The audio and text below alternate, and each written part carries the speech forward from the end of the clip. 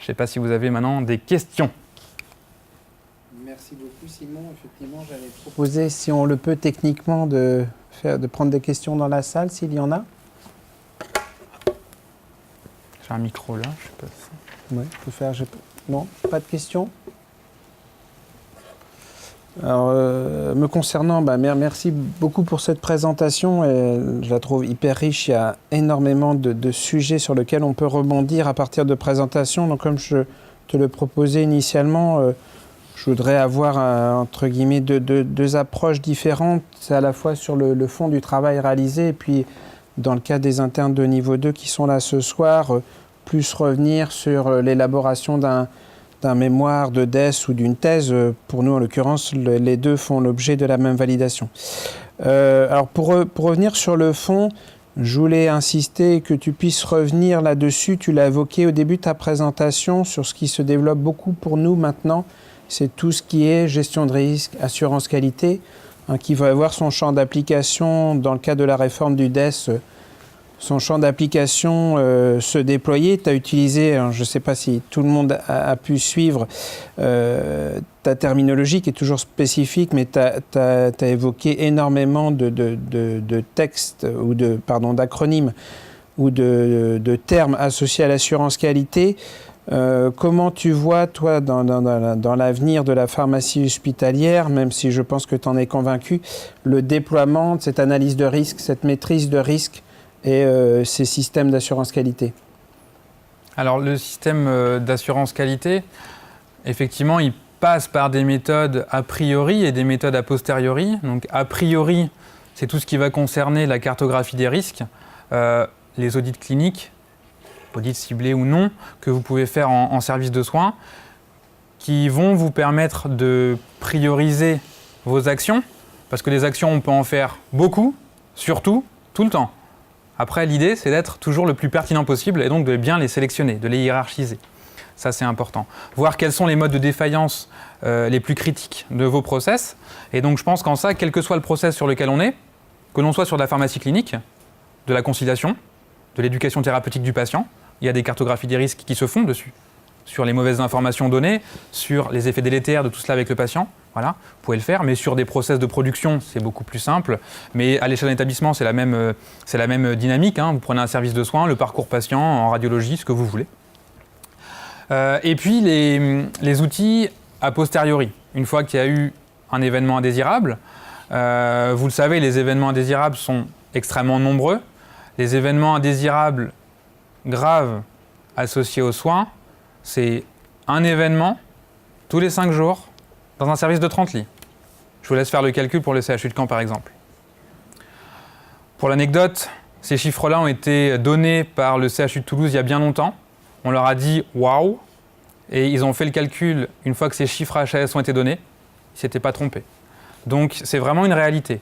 Et donc, vous avez tout un travail de déclaration, parce qu'aujourd'hui, ce qu'on déclare, c'est peut-être 10, 20%, on ne sait pas. On déclare une faible proportion de ce qui s'est réellement passé en service de soins. Donc il y a tout un travail a posteriori pour sensibiliser et faire déclarer les gens, et ensuite en faire quelque chose. Faire des comités de retour d'expérience, faire des revues de morbidité et mortalité. Donc effectivement, c'est des choses qui peuvent paraître assez techniques, mais dont on fait ressortir à chaque fois quelques mesures correctives fortes. C'est un peu la technique de Pareto, économiste italien, la règle des 80-20. On agit sur 20% pour résoudre 80% des problèmes. Et c'est vrai que ça fonctionne. Mais il faut sensibiliser les gens à des méthodes qui font peur. Aujourd'hui, quand on parle de qualité de gestion des risques, ça peut faire peur. Et donc, ces outils-là, pour moi, ont plusieurs places. Un, dédramatiser, dire que les erreurs, on en fait tous et on en fera tous. L'erreur est humaine, on le dit. Faire ensuite en sorte que ces erreurs soient analysées, que les gens en retirent un bénéfice. C'est ça tout l'avantage de la gestion des risques. Et puis l'outil peut servir derrière à évaluer les gens périodiquement, les professionnels, infirmiers, pharmaciens, préparateurs. On les fait passer sur une formation, et puis qu'est-ce qu'ils en ont retenu juste après la formation? C'est ce qu'on a fait ici, par exemple, avec des étudiants. C'était juste après la formation. Mais quelqu'un de sensé et de logique me dit oui, mais qui me dit qu'une semaine après, ils ont retenu? Effectivement, il faudrait tester. La rémanence des connaissances, c'est important. Des connaissances, compétences, j'englobe tout ça. Et donc ces outils-là peuvent avoir leur place pour finalement recycler la formation et puis repasser sur un simulateur. Et surtout, je pense qu'il y a le côté, l'aspect pédagogique, la formation, la sensibilisation, c'est quelque chose qu'on sous-estime ou alors qu'on ne fait pas forcément bien. Et donc, il faut vraiment passer par des outils innovants. Il ne faut pas hésiter à répéter et reformuler, c'est les bases de la pédagogie, mais ça passe aussi par des outils différents. C'est de la mise en situation, numérique, physique, dans un centre de simulation, in situ. C'est ensuite, on fait un petit peu de théorie, on revient sur des notions de théorie, puis on refait de la pratique. Voilà. Je pense que c'est un continuum.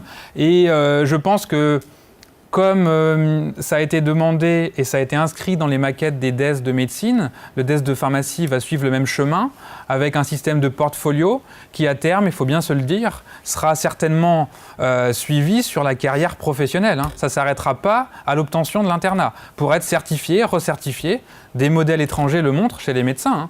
On n'est pas médecin et on n'est pas spécialiste à vie dans une spécialité. Il faut se recycler. Et donc, ces outils-là peuvent avoir leur place. Effectivement, je suis totalement en phase avec ce discours, avec l'émergence des systèmes d'assurance qualité ou de maîtrise des process. Tu l'as évoqué, associé à cette assurance qualité de façon intrinsèque et présente la formation des agents, quels qu'ils soient, que l'on doit mettre en œuvre dans nos différentes structures. À travers ça, donc, tu exposes ici l'outil de simulation. Et puis, ce que tu disais tout de suite, c'est-à-dire la capacité de multiplier les formats, c'est-à-dire proposer un maximum d'outils sans avoir forcément un focus.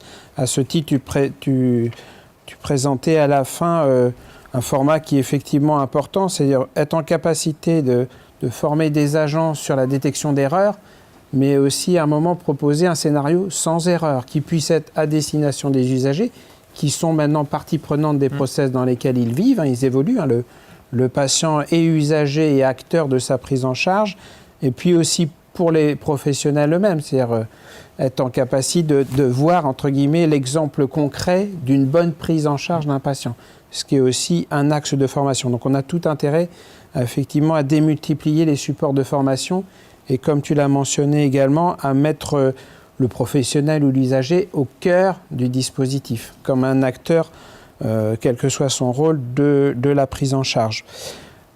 Tu évoquais dans les outils de simulation, c'est vrai qu'on en voit beaucoup apparaître. Alors, tu as volontairement dit que l'aspect économique, tu ne revenais pas dessus.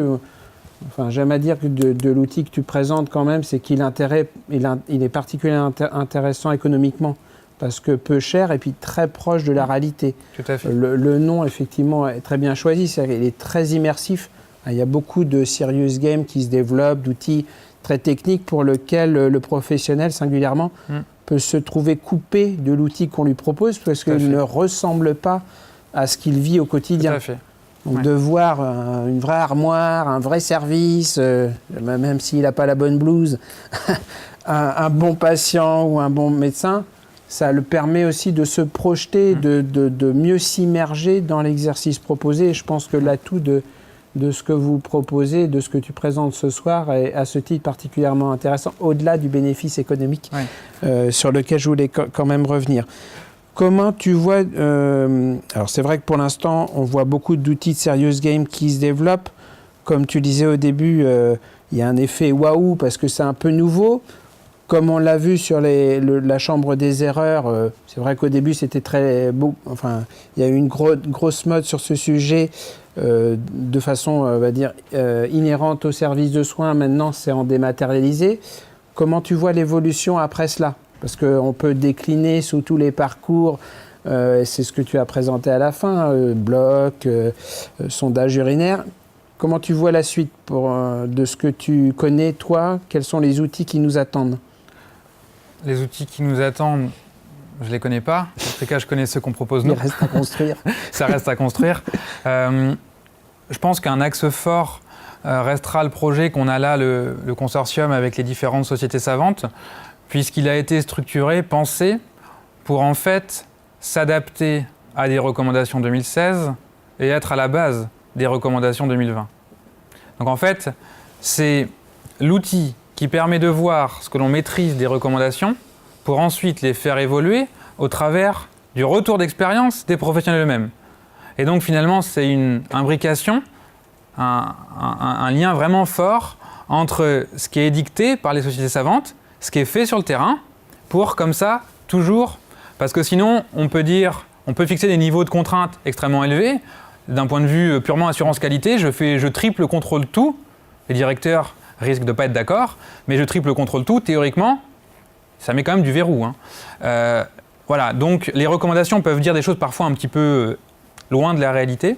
Et donc, je pense qu'il peut y avoir comme ça une adéquation entre l'offre et la demande, et puis mieux juguler et mieux être fité entre la théorie et la pratique. Pouvoir prioriser vraiment là où on doit mettre l'énergie et les efforts. Exactement. Et puis à l'inverse de ce qui fonctionne plutôt bien, essayer de lâcher entre guillemets la pression. Exactement. L'idée, parce que là en fait quand vous avez ce type d'outil-là, volontairement, les données ne sont pas automatisées, parce que si vous automatisez, soit vous avez de l'intelligence artificielle derrière, ou des algorithmes, ça coûte cher, ça ne marche pas forcément. Et puis, on peut faire dire un peu tout et son contraire à une phrase, en mettant une négation, une double négation, on peut perdre un peu l'électronique dans tout ça. Là, on a fait le choix de faire un mode très très manuel, alors c'est un travail de fourmi titanesque, c'est pas automatisé, mais au moins, c'est un modèle low cost. Là, ce qu'on va proposer avec notamment l'outil sur le bloc opératoire et la prise en charge médicamenteuse, c'est qu'en fait, on va savoir combien de temps l'apprenant se connecte, par quoi il commence, combien de temps il passe sur chaque point d'intérêt, qu'est-ce qui répond aux questions. On aura possibilité également d'avoir des pop-up. Un petit peu comme dans la vraie vie, vous avez des interruptions de tâches. Ah, au fait, tiens, Martine, je t'ai pas dit, mais il y a le téléphone, là, c'est un médecin, c'est urgent, c'est pour toi. Comment vous faites face à ça? Alors que vous étiez en pleine réflexion, comme si vous étiez sur une pratique en train de... Mais oui, bah tiens, mais qu'est-ce que je vais faire derrière, quand je reprends, minute d'arrêt, mince, où j'en étais, je reprends tout, je pars à zéro. Voilà. Est-ce que je suis dérangeable? Est-ce que j'accepte d'être dérangé? On peut travailler ce genre de choses-là. Donc tout ça, ce sera recueilli, et ensuite, ce sera colligé dans le dossier de l'apprenant. Et on pourra en faire tout un tas de choses. Spontanément, vers quoi vont les gens? Ça se rapproche un petit peu de ce qui est fait dans certains centres de simulation avec l'eye tracking, savoir où regarde l'œil. Alors ça, c'est encore une fois, c'est du benchmarking de la communication, les publicitaires, les pubs Evian. C'est comme ça que ça marche. Il faut regarder dans la direction du bébé, et le bébé regarde où? Il regarde la bouteille d'Evian. C'est génial. Eh bien, c'est exactement le même phénomène. Et par exemple, on va savoir que l'anesthésiste ou l'infirmier anesthésiste, il va regarder 90% de son temps, il va se focaliser sur un élément. Alors que finalement, ce n'est pas l'élément principal. Il peut être focalisé sur ses pouces seringues, sur la tête du patient, sur le bistouri du chirurgien, sur tout un tas de choses. Donc en fait, on peut aussi récupérer des informations comme ça très intéressantes pour voir un peu le comportement humain et voir finalement dans quelle mesure on peut lutter plus efficacement en mettant des verrous plus fins, à des endroits plus fins. Donc je pense que ça aussi, c'est une perspective.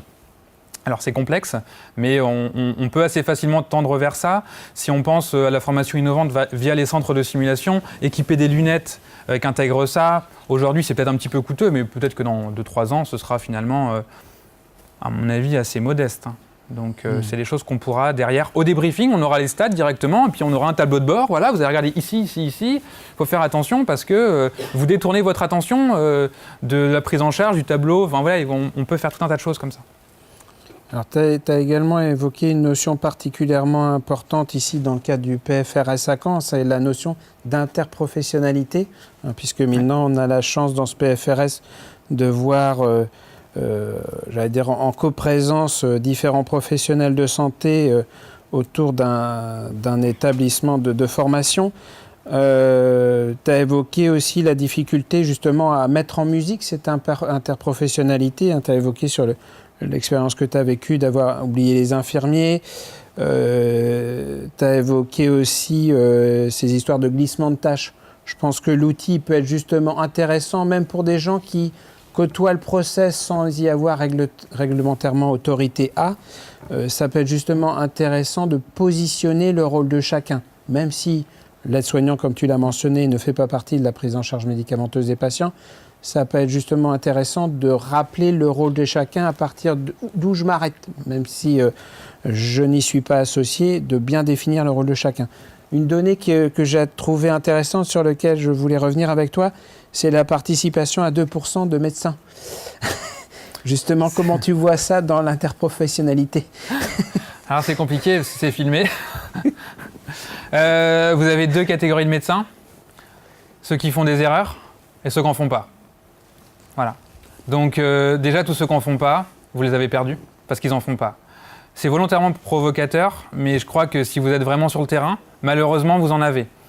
Et c'est un peu, vous savez, ces courbes-là où on est inconscient d'être compétent ou conscient d'être incompétent, et là, c'est l'inconscience de l'incompétence. L'incompétence au sens de je ne suis pas capable d'analyser mes propres pratiques au point de me rendre compte que je suis aussi, moi, faillible, moi, humain. Un humain qui ne fait pas d'erreur, c'est un robot. Et encore, même les robots, ils font des erreurs. Donc ça, c'est la première chose. Après, je pense que c'est aussi peut-être quelque chose de générationnel, la relation à l'erreur, qui va bouger. Et bon, pour faire des formations à différents profils, avec différents publics, c'est vrai que les jeunes générations de médecins, je ne dis pas que les plus anciennes générations ne sont pas sensibilisées à l'erreur, mais les jeunes générations n'ont plus du tout le même comportement. C'est-à-dire qu'ils savent qu'ils font des erreurs et ils viennent même pour dire « je veux bien voir un peu où on fait des erreurs parce que je me questionne vachement ». Donc ça, c'est effectivement... Mais je pense que toute formation à l'erreur, globalement, il y a une difficulté de mobilisation des médecins qui ne se sentent pas concernés. Et puis vous avez aussi tous ceux qui sont finalement pas concernés parce qu'ils se disent « non mais moi le médicament, je le prescris. Hein. Après, il est prescrit, il est administré. Hein. » Franchement, penser que le médicament est prescrit toujours, au bon moment, à la bonne dose, par la bonne voie, bien tracé, sans jamais y avoir aucune interaction, c'est quand même sacrément ambitieux de la part du médecin. Il pense vraiment que son process, il est infaillible. Donc il y a aussi ceux-là. Ceux qui se disent, moi mon étape, elle s'arrête là, après j'en suis plus responsable. Sauf que pharmacien, infirmier, médecin, on est tous responsables finalement de toute la boucle. Et puis si c'est défaillant, si on fait là encore, pour revenir un peu plus sur le domaine d'assurance qualité que tu m'as demandé d'aborder, si on fait une analyse des causes, et notamment une analyse des causes profondes, on se rendra compte que aujourd'hui, si vous lisez le rapport notamment là, du guichet des erreurs qui est assez récent, sur les erreurs, où est-ce qu'elles se trouvent, eh bien, elles sont très majoritairement à l'administration. Si on s'arrête à un niveau superficiel, qu'est-ce qu'on va dire ? Les infirmières font mal leur travail. C'est superficiel, parce que c'est l'administration, c'est le rôle propre de l'infirmier à 95%. Or, si on va dans les causes profondes, les causes latentes, eh ben on remarque quoi ? C'est mal stocké, rôle du pharmacien, rôle du cadre. C'est mal prescrit, rôle du médecin, rôle du pharmacien en analyse. C'est institutionnellement, l'infirmière, elle n'aurait pas dû être là, elle aurait dû être chez elle. Ça faisait sa 8e garde en 3 jours, j'exagère volontairement.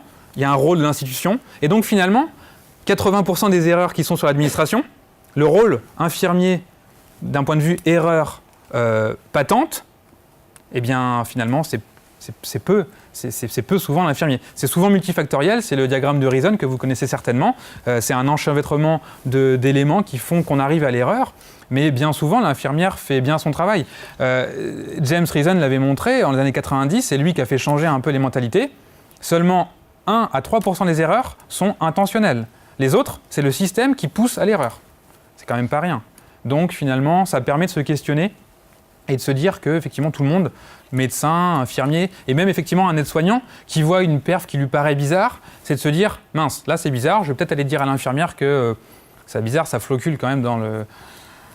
C'est bizarre ça, au niveau de la voie veineuse, le patient il commence un peu à être pas bien. Voilà, il y a aussi cette réactivité à avoir. Donc comme on l'a dit initialement, c'est vrai que ces démarches, elles se renforcent. Le positionnement, comme tu l'as indiqué, des professionnels, il change. Hein. On est de plus en plus, et on le vit sur le terrain, dans des démarches d'auto-évaluation, d'évaluation des pratiques, quels que soient les formats. Et effectivement, il y a pour tous les professionnels de santé à changer leur positionnement et leur façon d'appréhender les processus. Alors dans une deuxième partie, je voulais plus m'attacher effectivement à évoquer avec toi, tu en as fait plusieurs allusions sur l'avancement du travail de rédaction, je crois que c'est la vocation du format thèse en poche, l'avancée de la rédaction d'une thèse.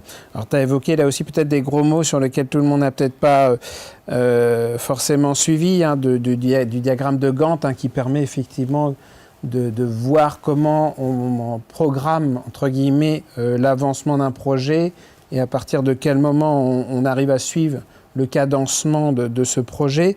Tu as évoqué aussi, hein, dans le matériel et méthode, la volonté de définir comment on a travaillé, où on a travaillé, pouvoir être en capacité vis-à-vis de son lecteur d'exposer comment on a procédé pour qu'il puisse à tout instant refaire le travail potentiellement, ici par exemple dans son établissement ou sur un processus un peu différent. Tu as également évoqué le fond d'un travail de thèse qui consiste à faire la synthèse pas comme tu l'as évoqué, à vouloir tout mettre, tout écrire et tout dire, mais plutôt à synthétiser le message, à sensibiliser des professionnels autour d'une pratique, à rendre universel aussi le travail qui a pu être fait à un moment dans un service donné, dans un établissement donné, pour pouvoir là aussi l'étendre à d'autres problématiques. Comment tu vois, quelles sont pour toi les difficultés autres qui peuvent se présenter à un étudiant qui ambitionne de rédiger sa thèse? Je vois, par exemple, typiquement pour arriver à bien définir une problématique. Ouais. C'est une vaste question. Vaste question. Déjà, pour la première partie de ta question sur le matériel et méthode, je pense que on voit plein de papiers qui sortent avec matériel et méthode, 3 lignes, analyse statistique, et puis ensuite on passe au résultat. Et là, c'est du régal, on voit plein de choses, des courbes, etc. Ça monte, ça descend, c'est statistique. Mais en fait, le matériel et méthode, il est ultra important. Il est très, très, très important au point que sur ces différents outils-là, on a communiqué sur certains congrès uniquement sur la méthode. C'est-à-dire qu'au bout, ils n'avaient rien. On leur a juste dit, voilà ce qu'on va faire. On va faire comme ça. Il y a des écueils ici. Ça, faut faire gaffe. Là, on n'a pas fait ça parce qu'il y avait ça. Et en fait, rien que ça, ça intéresse les gens. La preuve, c'est sélectionné. Donc, pensez que votre méthode, elle est valorisante et valorisable. Vous pouvez en faire autre chose. Donc, déjà, vous allez trouver un autre intérêt à l'écrire.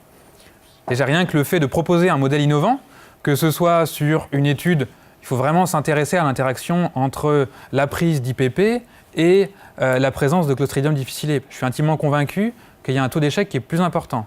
Bon, banco, ça a déjà été montré.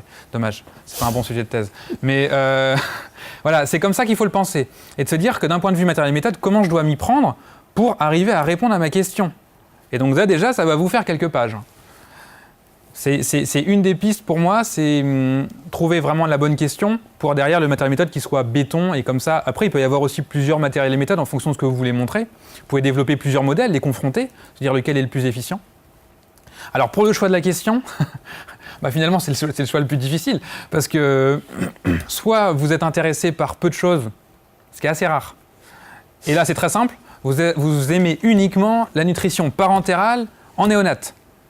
Je vous avoue qu'il va falloir s'intéresser à des problématiques qui tournent autour de la préparation des poches de nutrition parentérale en néonate. Ça doit être pas mal ça.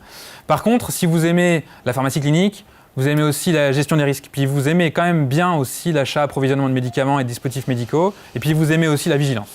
Là, c'est plus complexe. Il faut déjà trouver un peu sa thématique. Donc, il faut avoir déjà une notion d'appétence. Si vous aimez ce que vous faites, derrière, ce sera plus facile à rédiger, parce que quand il faudra s'y mettre à 18h, 19h, 20h ou le week-end, à la place de sortir parfois, c'est sûr qu'il vaut mieux être motivé par ce qu'on fait, sinon autant sortir.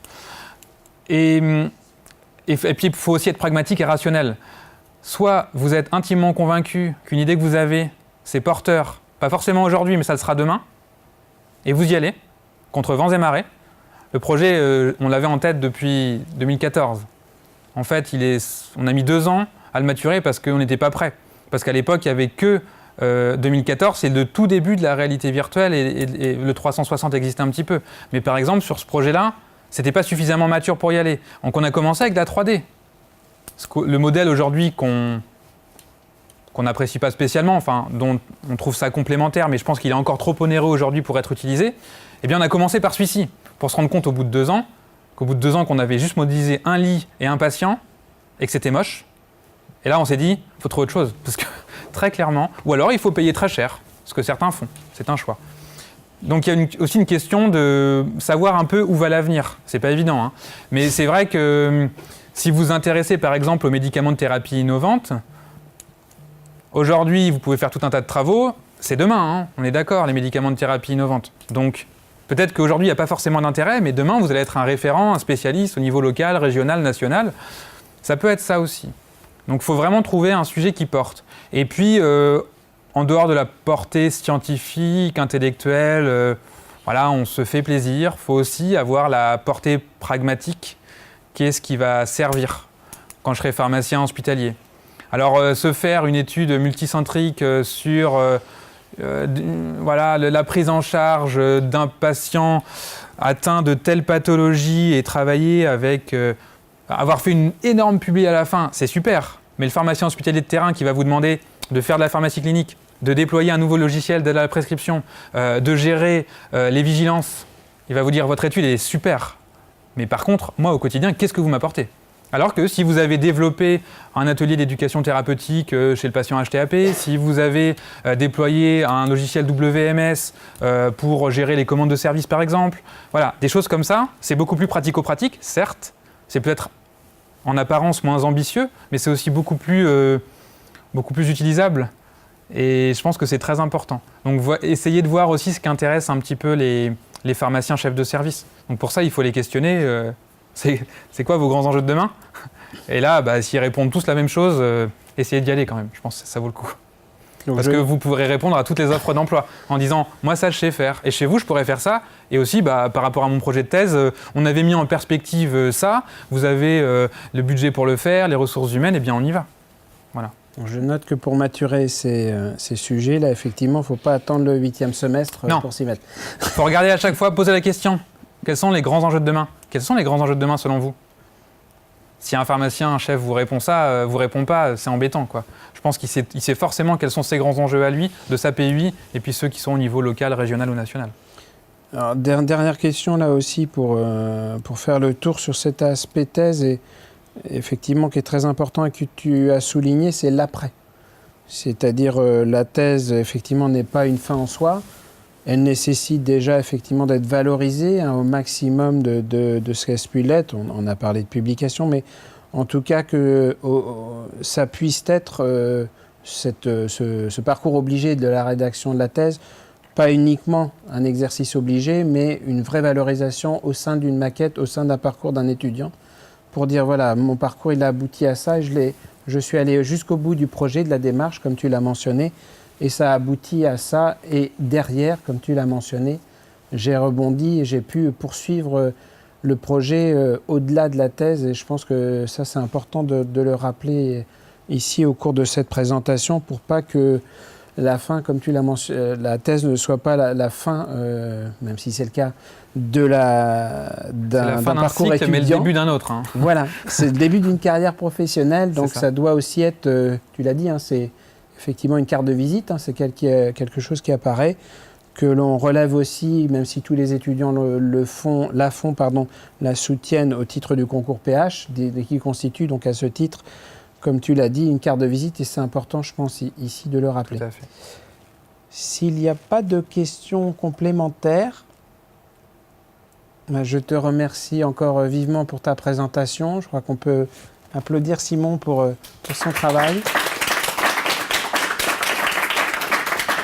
Je remercie tout le monde d'être venu ce soir, et puis au prochain Thèse en poche.